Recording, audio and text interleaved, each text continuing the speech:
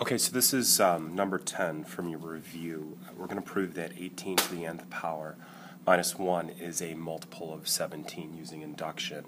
So the first thing that we're going to do is we have our three steps. We're going to prove true for n is equal to 1. So I'm going to go ahead and I'm going to plug 1 in, and 18 to the first power minus 1 is 17. And we're just doing a basic check. Yeah, 17 is divisible by 17, which means it's a multiple of 17. Step 2 is we're going to assume that it's true for n is equal to k. So 18 to the k power minus 1.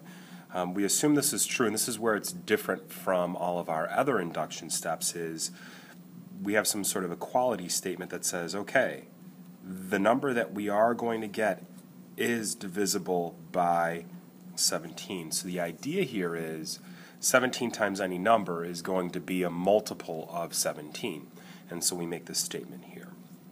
And we're going to use this in our third step, our induction step, to show divisibility. And we're going to use substitution. So the very last step, the induction step, is going to be show true for n is equal to k plus 1.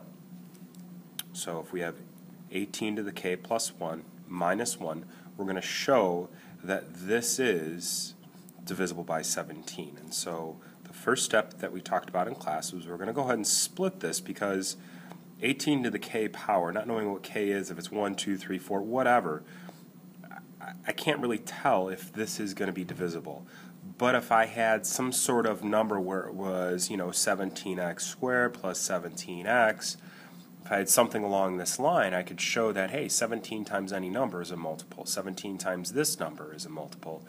Two numbers that are added together that are both multiples of 17 is also a multiple of 17. So what I'm going to do here is I am going to go ahead and finish this up, and I'm going to use substitution at this point.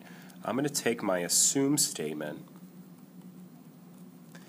and I'm going to solve for 18 to the k power. And that allows me to not have to worry about this exponent. I'm going to substitute 17x plus 1 in for 18 to the k power. And I'm doing that. Now I'm going to distribute. 18 times 17 is 306. 18 times 1 is 18 minus 1.